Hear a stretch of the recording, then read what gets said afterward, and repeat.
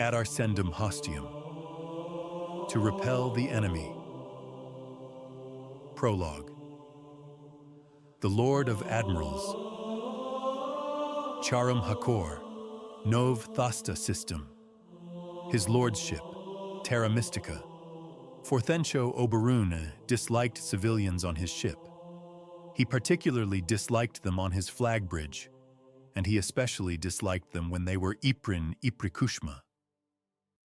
The sharp crack of violently displaced air behind him signaled her arrival through the slipstream. He did not move to acknowledge the intruder, keeping his large, weathered hands clasped behind his straight back. His guards trained their particle rifles at the unexpected arrival, the ramping whines of their plasmolytic engines filling the air with threat. Quite the welcoming committee. Oberune didn't need to turn to see her. Nanocams embedded into the outer layers of his armor weave fed a complete view of his surroundings to his retinal displays. His new guest stood cross-armed on the point transit pad, the picture of dismissive defiance in the face of a substantial amount of pointed weaponry. "You are not welcome," Forthencio stated. I know, She said. His visitor continued to look down her sharp nose at the barrels of his guards' weapons impassively. Still, you don't need to threaten to turn me to ash. A touch insulting. The Lord of Admirals shrugged, broad shoulders rising dismissively. "My commanders are reporting recent enemy attempts to breach our internal slip-jump security networks. If they found success, you could have been a forerunner assassin." If only I was, Iprikushma said. then you could actually shoot me. Annoyance washed over him. They had set up rigid boundaries for necessary interactions long ago. If there was anything that they could not solve over their private neural comms channel, then they would slip jump to an agreed-upon neutral location. This was akin to him jumping directly into her private office in the executive estate's planetside on Charum Hakor unannounced, where her guards would have drawn their weapons down on him in the exact same manner. He entertained the thought of ordering humanity's political and moral commander reduced to a heap of smoldering particulate on his deck, if only for a fleeting, guilty moment. Not even the military-strength barrier weave his scanning systems detected underneath Iprikushma's immaculately styled dress coat would save her from the concentrated fire of 6 particle rifles. Fortachenko sent his guard the stand-down order. The sentinels lowered their weapons, turning back into silent, motionless statues of watchful vigilance. Acknowledging her invitation to approach, Iprikushma took measured steps until she was beside him. I need to speak with you.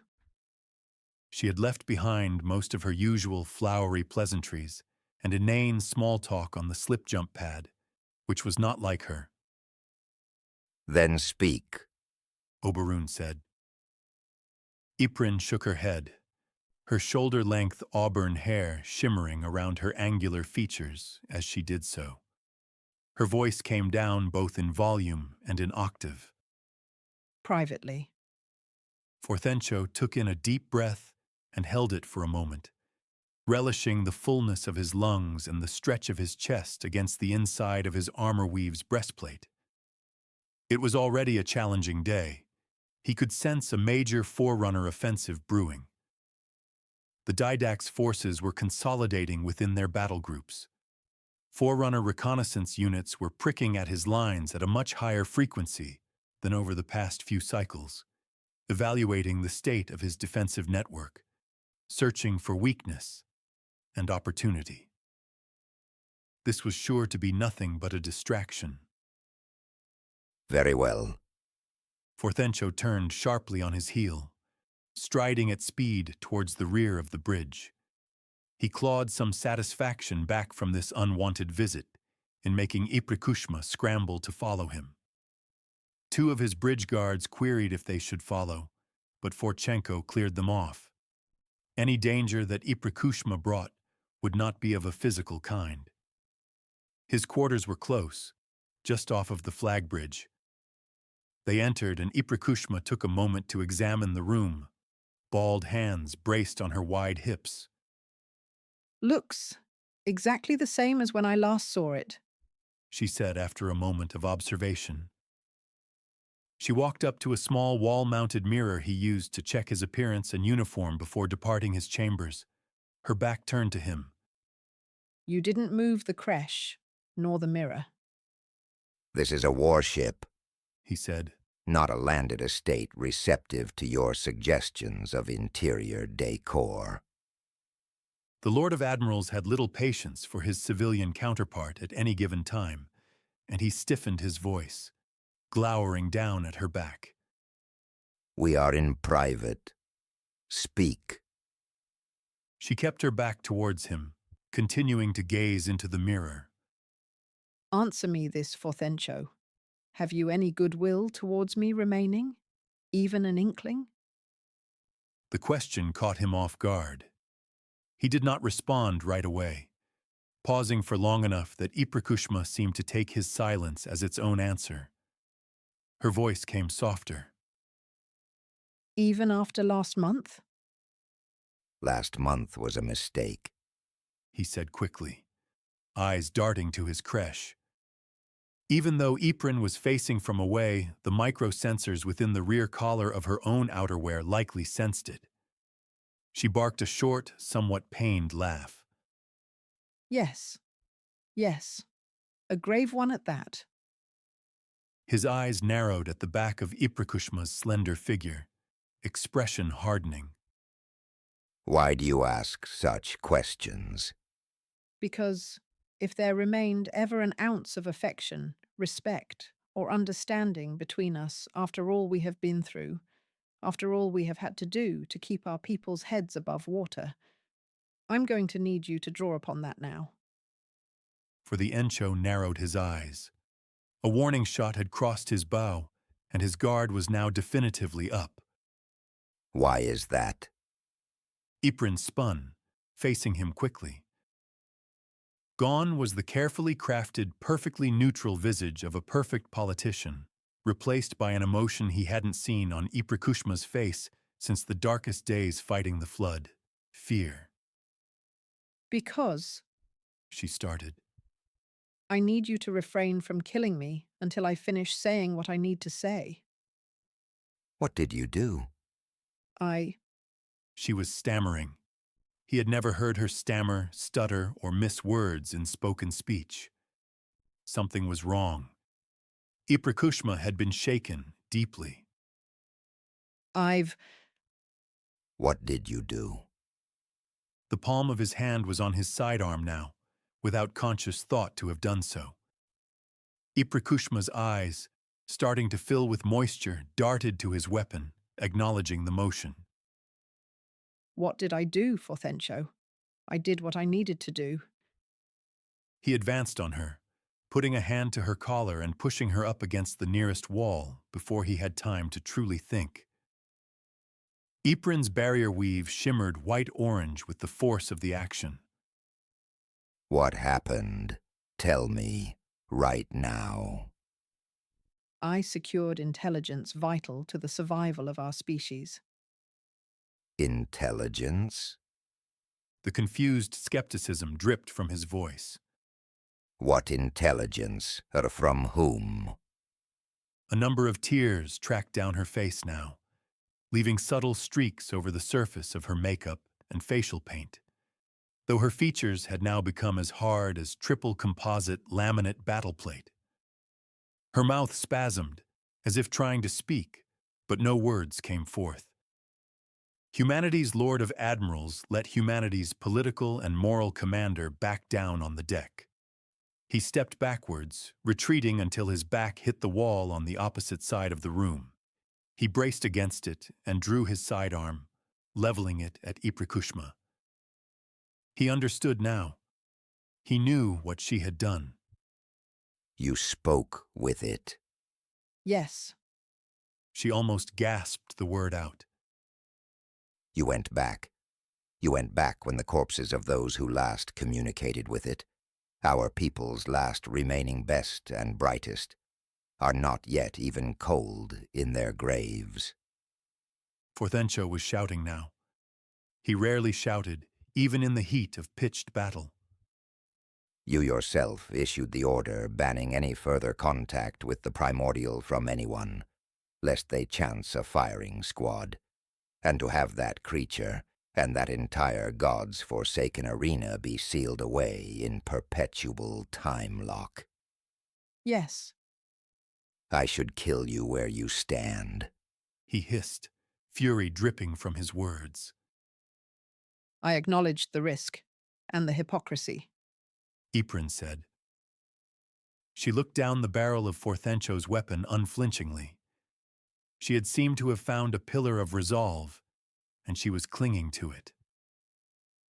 You've allowed that thing the chance to worm its way into your mind, into your very psyche, He said. Let it infiltrate your thoughts, infect your reasoning. I am still me. The primordial was not trying to do to me what it did to the others it's spoken with.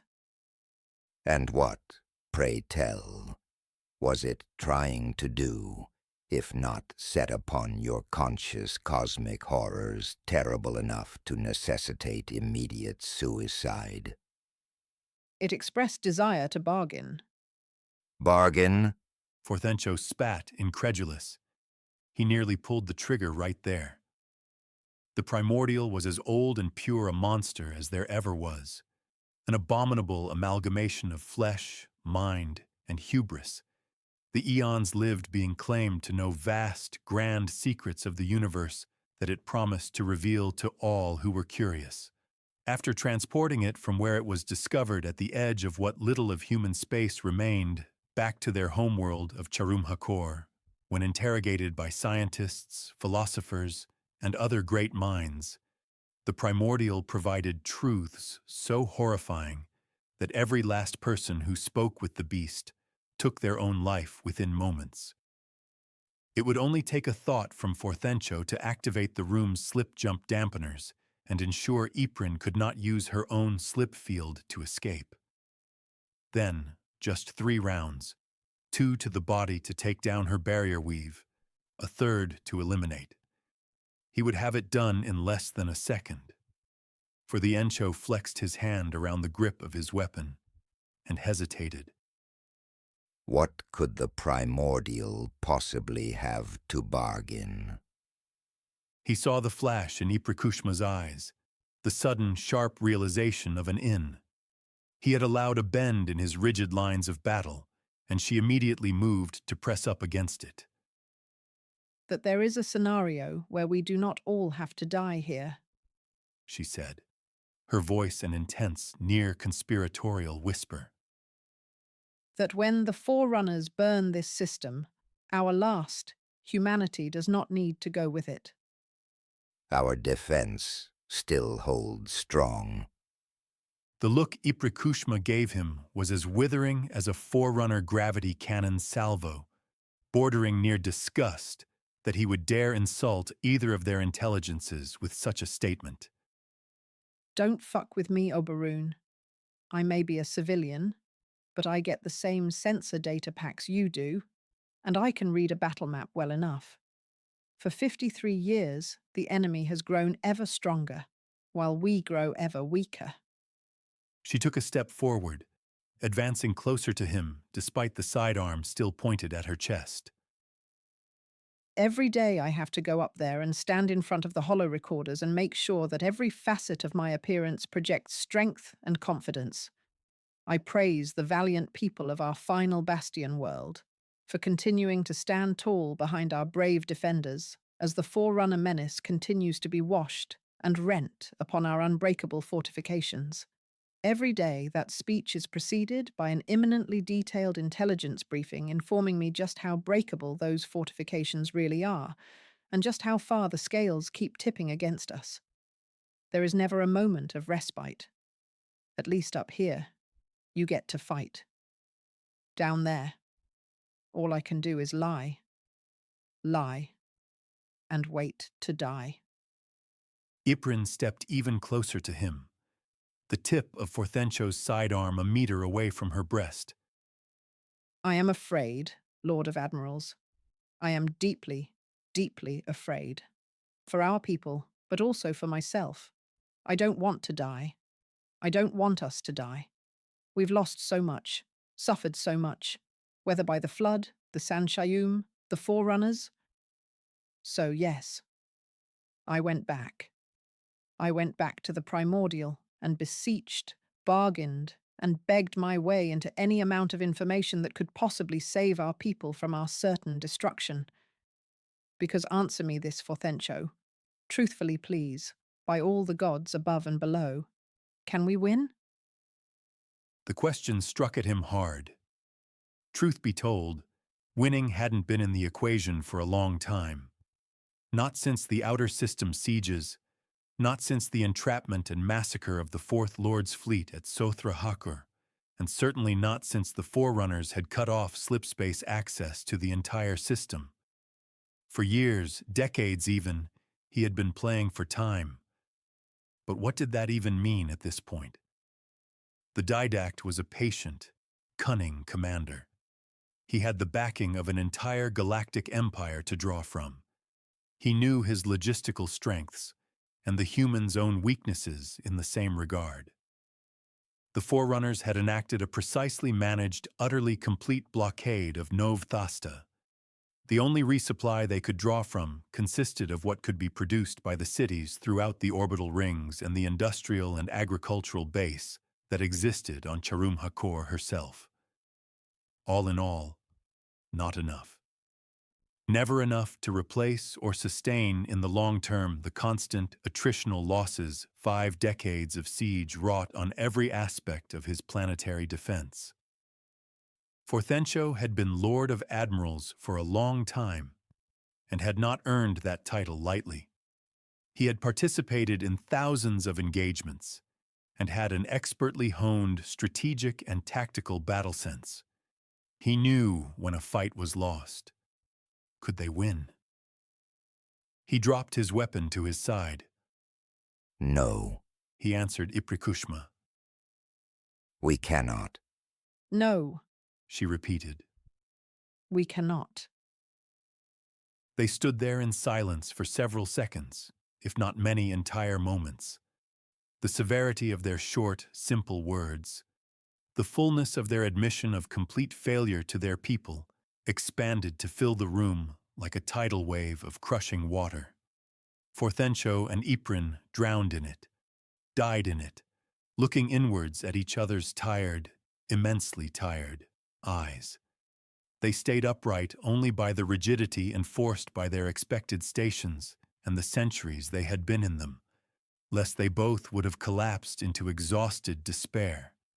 Yprin turned, made the few short steps to Forthencho's creche, and sat down heavily. For some reason he joined her, sitting close enough that the weave fields by their shoulders brushed against each other in a quick flash of white-orange light. The Forerunners have built something. Yprin said, after another moment had passed, their senses somewhat recalibrated. The Forerunners are always building something. Oberyn replied. He surprised himself with how fatigued he sounded. Iprikushma elbowed him in the side of his ribs hard enough to strain his barrier weave. This is something we can use. How do you know of this? The primordial. How does it know of this? The flood knows of it, Yprin said softly. and the primordial knows the flood. So your intelligence, whatever this proposed salvation is you are about to describe, this information comes from the parasite. Yes.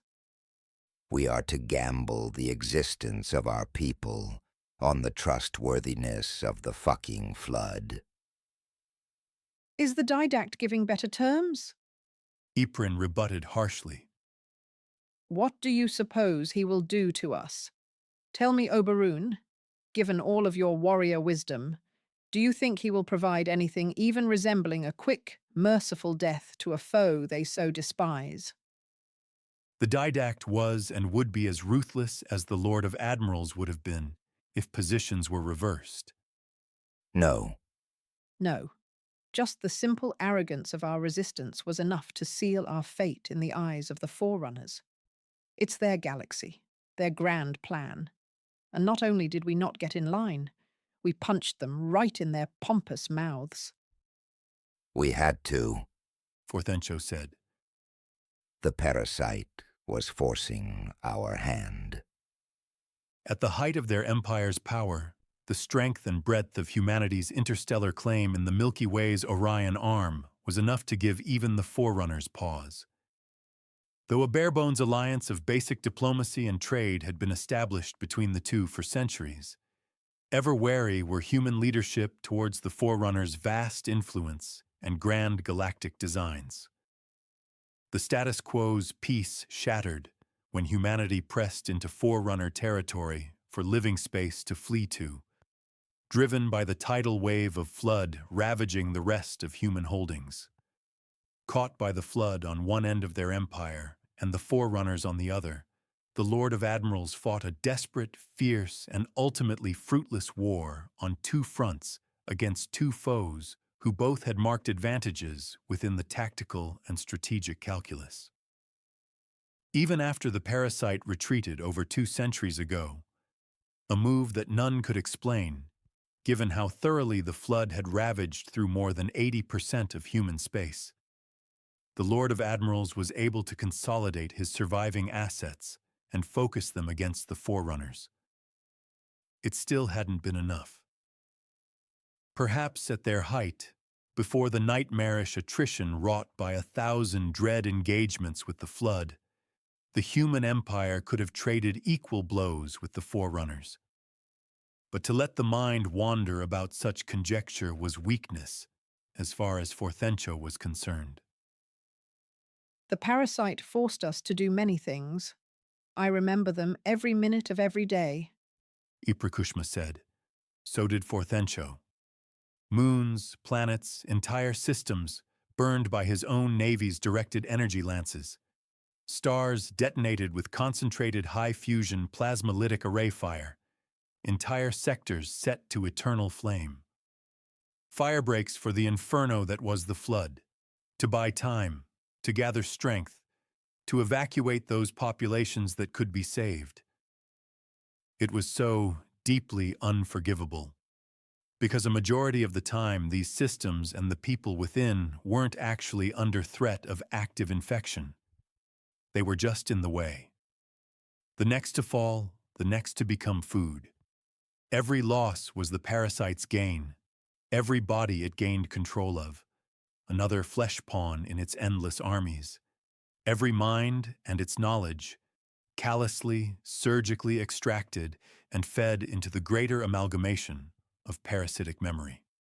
Every fleet it gained power over, every slipspace-capable vessel, even one, turned into an unimaginable biological terror, capable of ending a planet with a simple, single collision course. I remember as well. Forthencho said somberly. And you want to treat with it. With the primordial, Yprin corrected. You truly do not think they are one and the same? I am not sure.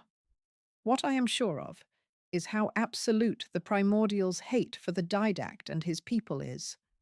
Boiling rage from Forerunner betrayal eons ago still consumes it, and it wants revenge. The primordial hates the Forerunners. We hate the Forerunners. I understand the connection there. But why help us?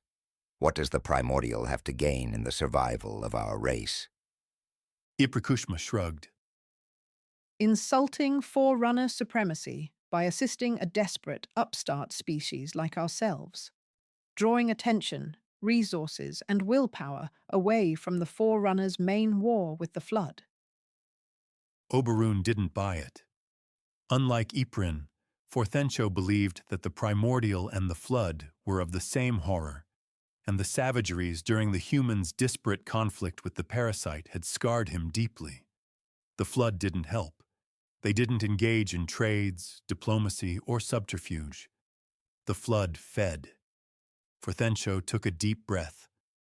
Again, he relished the feeling of full lungs, and he spent a moment wishing to go back to those peaceful seconds before Iprikushma arrived, when his only problem was another gathering enemy offensive. He exhaled heavily, slowly, through his wide nose. This forerunner construction, what use would it have for us? A future. Get to the point, Iprin. What is it? A massive megastructure with a gargantuan amount of manufactured habitatable biomes, an immensely material-rich planetary body harnessed to mine for resources, an artificial sun. Iprikushma let that last bit hang in the air for a moment. However advanced humanity claimed to be, constructing any sort of artificial sun was far outside their capability. The entire station is slipspace capable as well. It is meant to be an insurance policy, a last bastion for the Forerunners, in case their own war with the Flood goes particularly poorly. Both a fortress and a living space, the station would have everything they would need to continue on and rebuild.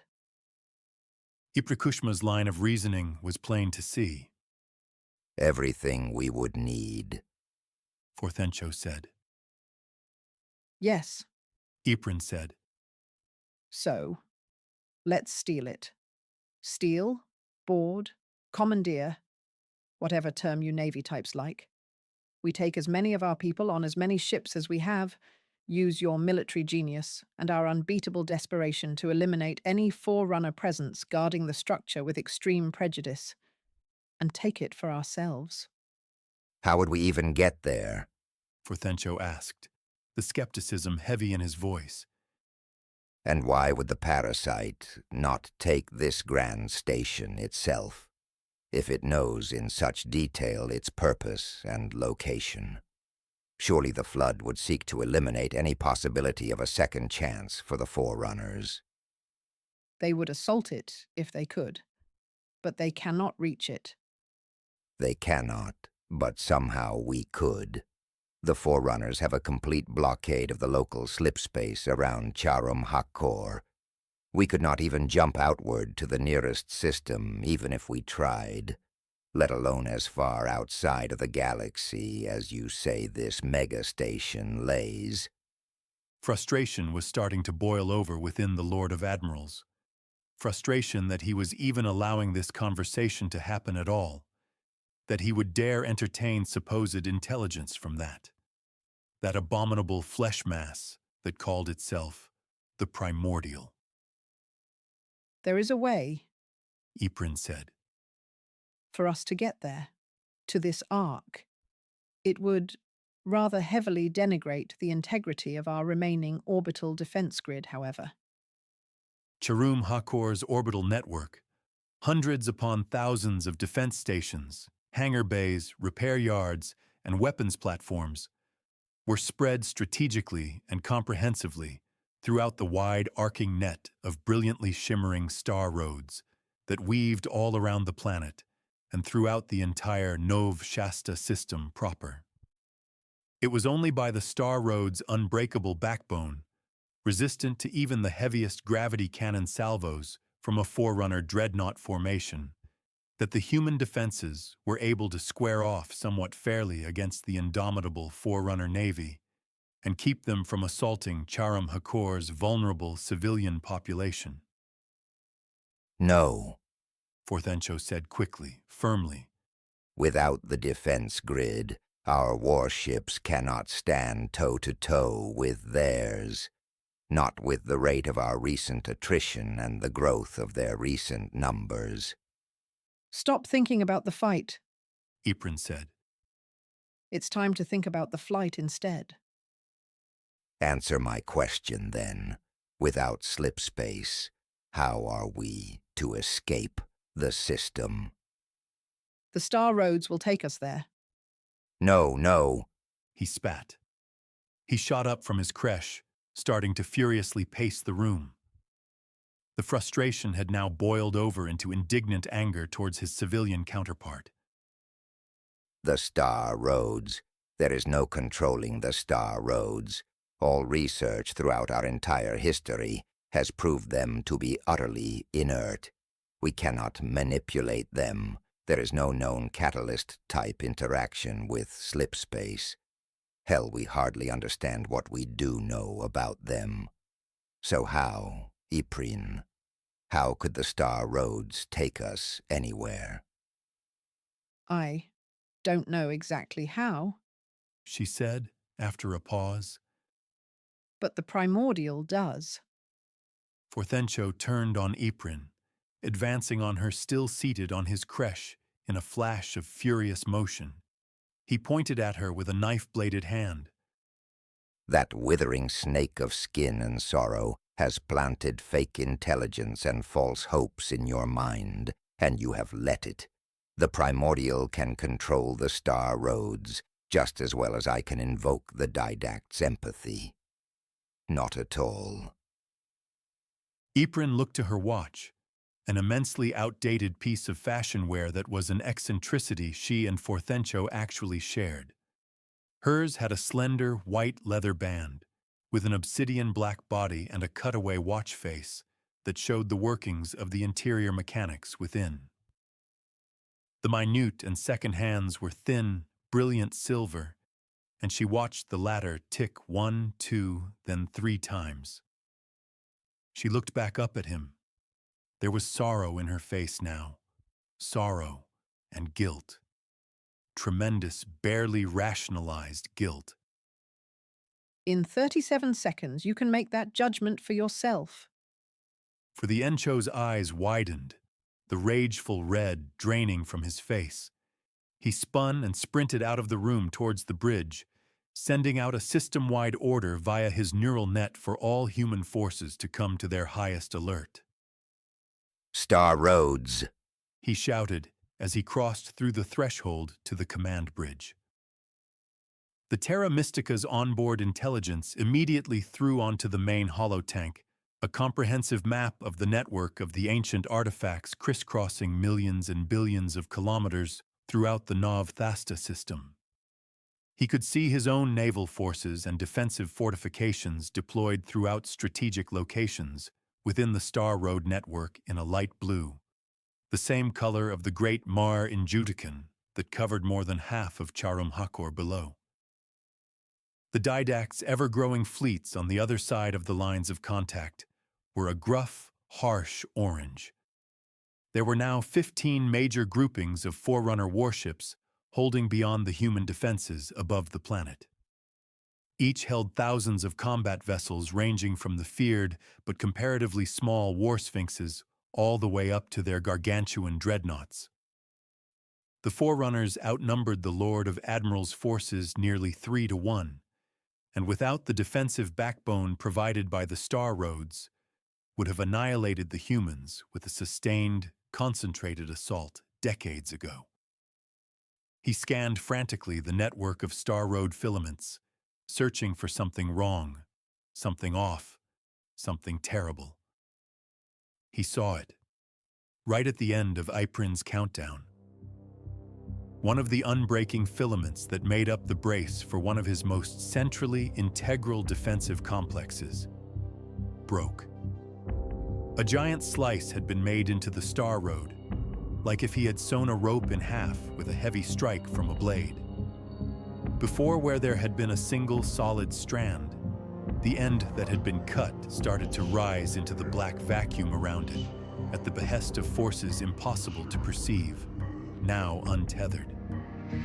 Forthencho almost didn't perceive it as real motion.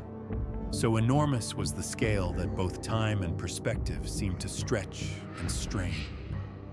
Billions of confused, panicked distress calls flooded the system-wide neural net from soldiers stationed throughout that Star Road's portion of attached orbital defenses, and civilians within the many orbital cities anchored on that segment of strand. The broken strand stretched back along itself, coiling in preparation like a predator before a strike. In an instant, the solid end of the strand frayed into tens of thousands of individual miniature strands, all branching out from the single main trunk.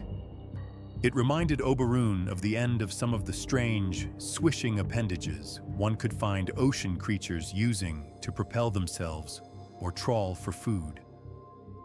The devastation, the pure physical and psychological immensity of what he saw next, froze the Lord of Admiral's blood in his veins. The frayed end of Star Road snapped forwards like a whip, outwards, towards the Didact's blockading naval forces. Each miniature strand, tens of kilometers in diameter just by themselves, had an individual target. The Forerunner vessels had no chance of escape. The strands struck forward too fast, faster than even advanced Forerunner shipboard ancillas could process and react to. The forces involved, the impossible acceleration, the mass and material density of the Star Roads, all combined to bring forth destruction on a scale that struck Forthencho still to his feet. The three closest Forerunner battle groups were crushed into particulate at once, as each warship was ripped apart by the whip-crack of the unbending filaments. 30,000 vessels, over a third of the total Forerunner strength in system, effectively atomized within the frame of a heartbeat. Every one of the distress calls filling the neural net had silenced. The Didact must have felt some pure animal instinct to get away and pulled the remainder of his forces all the way to the very edge of the system through slipspace, a mass exodus that seemed to border between panic and coordination. Forthencho stood there, transfixed between warring emotions of hope, terror, reverence, and despair. He had been shown a mere fraction of what the Star Roads were actually capable of, a percentage of a percent of a percent. No longer were they giant, gentle fixtures of ancient architecture to be utilized and revered. The Star Roads were weapons, perhaps among the most terrifying ever created. For the first time in his life, as far as he could remember, the Lord of Admirals felt small, insignificant, and afraid. Ypres stood beside him. He hadn't noticed her approach. He saw she was stricken just the same as he. Her pale features drained even further, mouth slightly agape. She closed it, swallowed, and after a small quiver, her lips set into a firm line.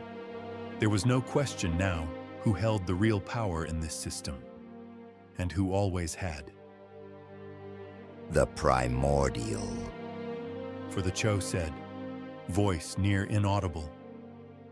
He watched the spreading dust and debris fields of tens of thousands of ships and billions of souls scatter across Nov Thasta space. What are its terms?